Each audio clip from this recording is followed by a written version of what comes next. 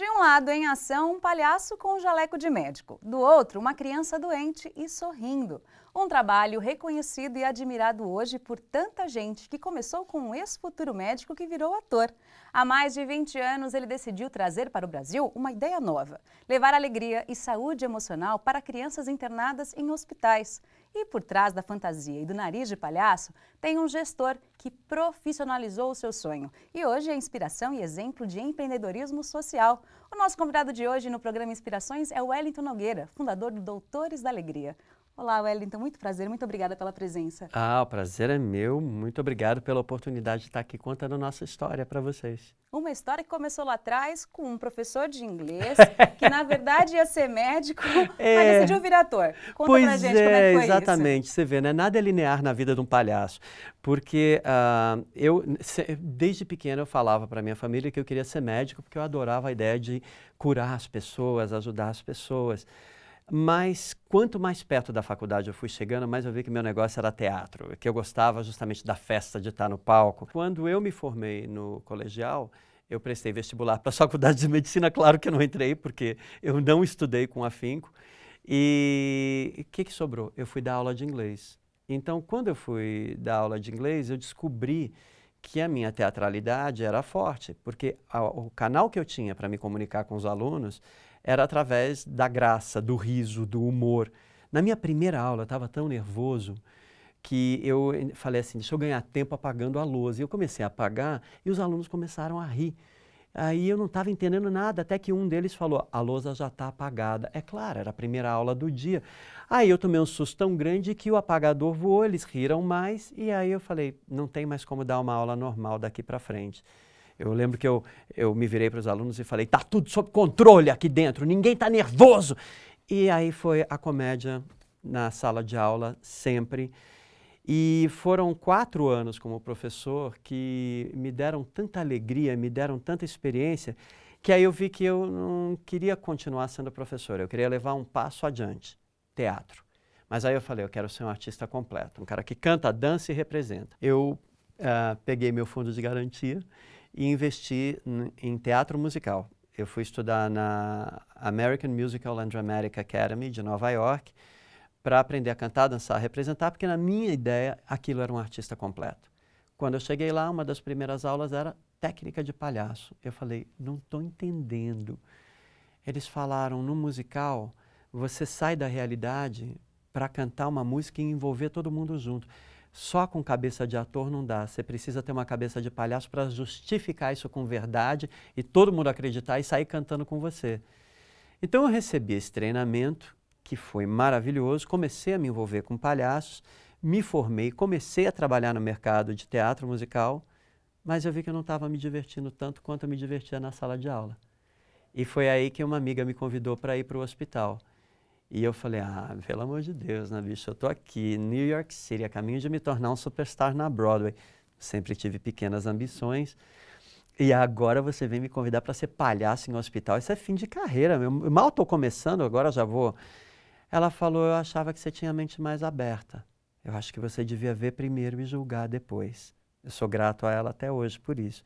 Porque quando eu entrei no hospital, o que eu vi foi um total display de maestria, competência, delicadeza e arte num grau tão elevado, porque aqueles 2 artistas que estavam caracterizados de palhaço, mas com jaleco branco, eles se apresentavam como médicos.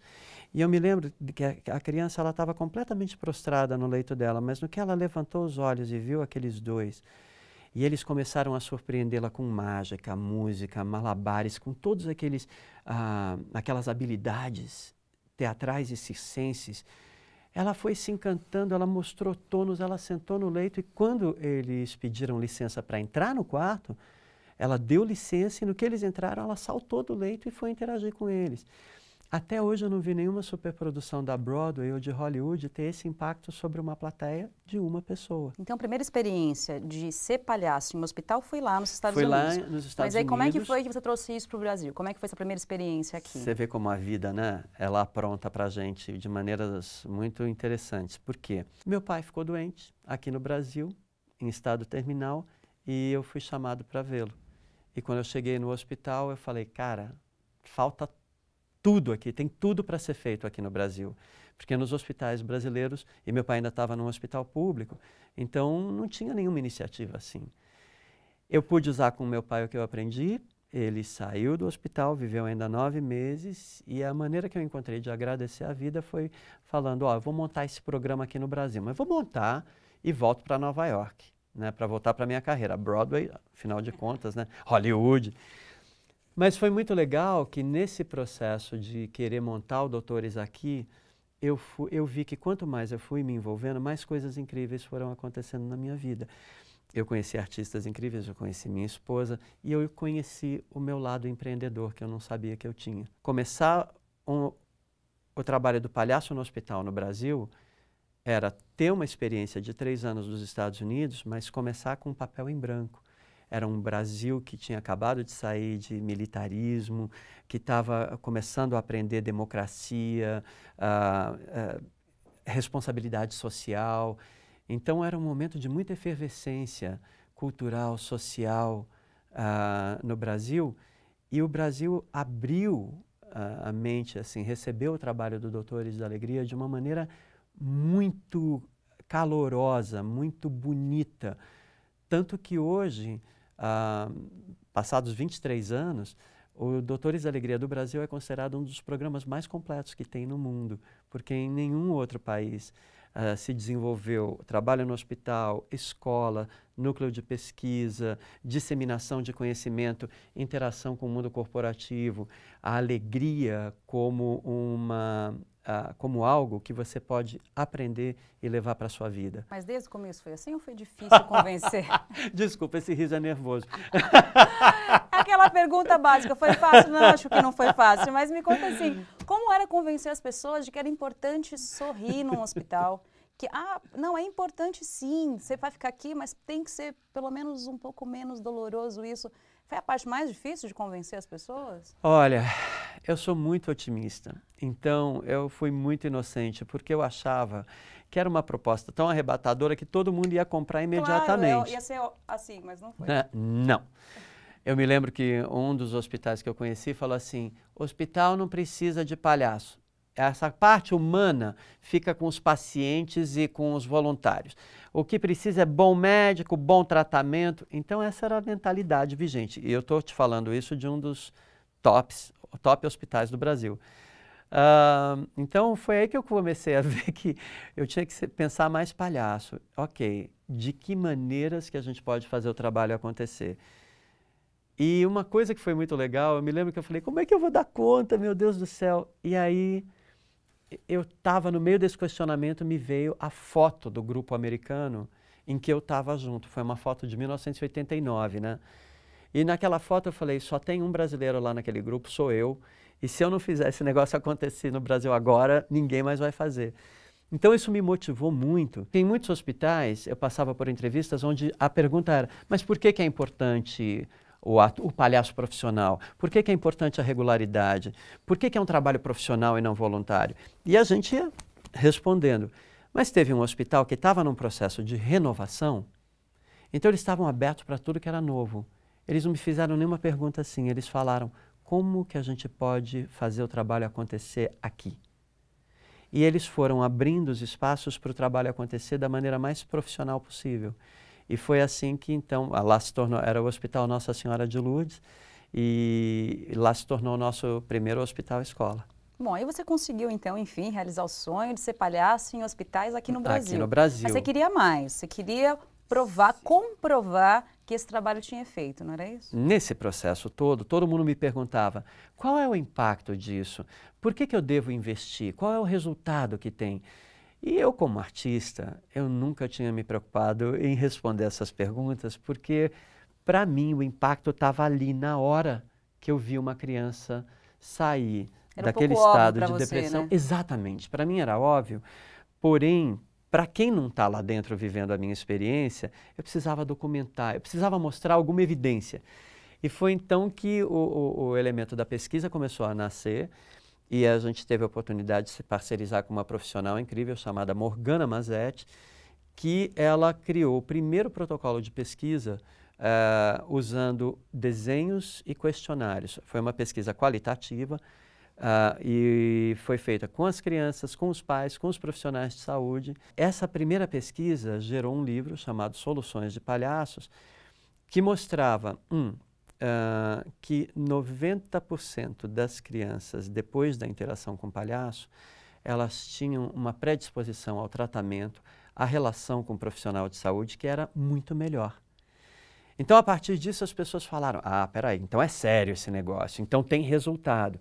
E foi aí que vieram os primeiros investidores. O Doutores da Alegria é uma ONG. Os investimentos que eles recebem até hoje são doações, patrocínios, parcerias da sociedade que acredita na importância do que a gente faz e investe. Mas naquela época, nós éramos um grupo que precisava de financiamento, patrocínio, as leis de incentivo. Então, foram 4 anos, onde chegou uma hora que eu falei, quer saber, virou Doutores da Agonia, agora a coisa tá chata, não tá mais legal. Então eu dei um ultimátum, falei, galera, é assim, se até o dia 30 de setembro não me aparecer o patrocinador dos meus sonhos, eu entendo que a culpa não é minha, é o Brasil que não quer, tá bom?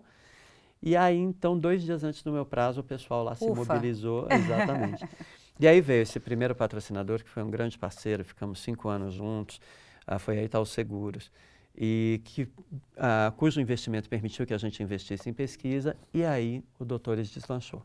E aí hoje, fala um pouco, as pessoas sabem, todo mundo sabe o que é Doutores da Alegria, mas acho que pouca gente sabe o tamanho que tem essa organização, a estrutura que tem. Fala um pouco pra gente, o que é o Doutores hoje? Tá, o Doutores hoje é uma organização que a partir do palhaço no hospital é gerado muito conhecimento. Então a gente pega esse conhecimento e organiza.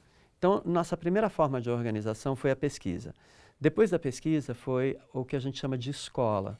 Hoje o Doutores tem 9 públicos, desde jovens de famílias de baixa renda que têm talento para ser palhaço, mas não teriam como estudar.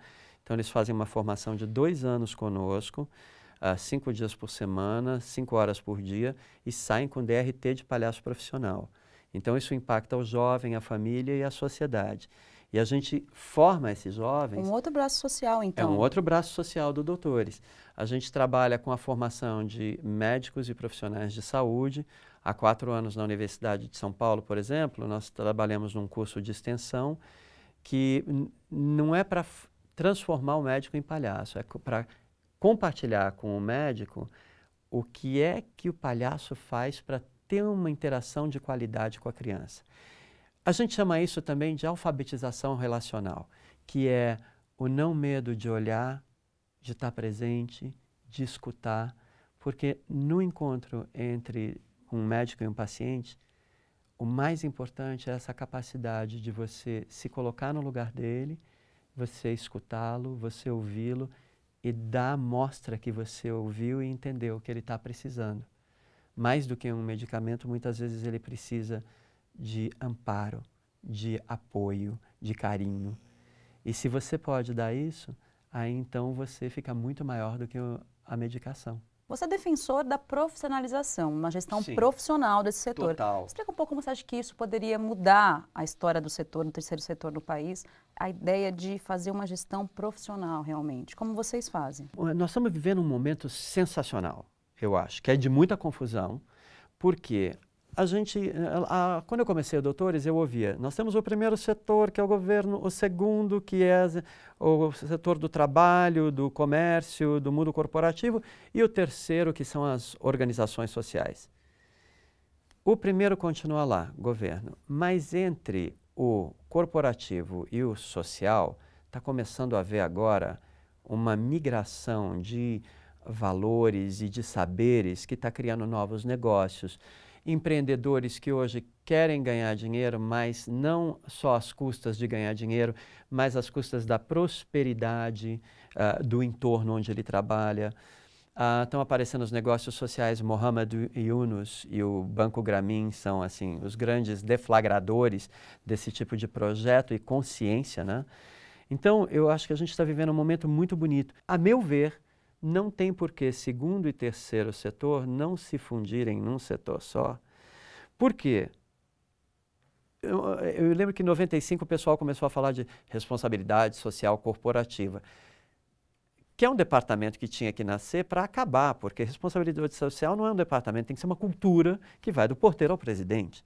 Ao mesmo tempo, numa ONG, se eu quiser ser profissional, eu vou ter que abrir uma área de responsabilidade social corporativa, ou melhor, empresarial dentro da minha ONG. Não faz sentido. Por que não podemos ser todos nós fazedores de dinheiro com a prosperidade dos nossos entornos? Por que não podemos todos nós colocar mais significado em algo que a gente faz a vida inteira, que é o trabalho, e que agrega tanto significado para a gente?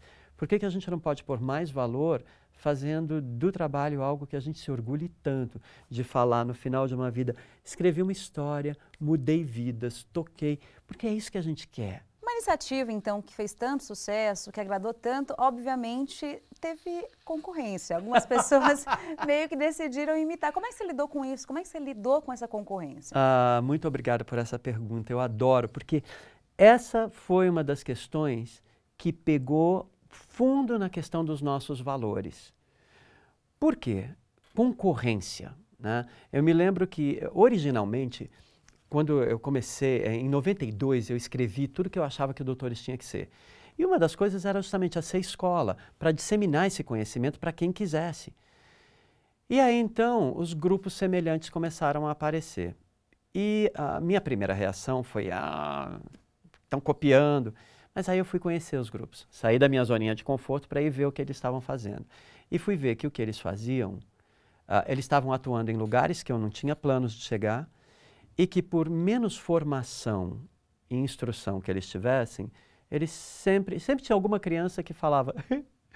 Então eu falava, espera um pouquinho, eu não posso olhar essa gente como concorrente, eu tenho que pensar uma outra forma. Como que um palhaço olharia?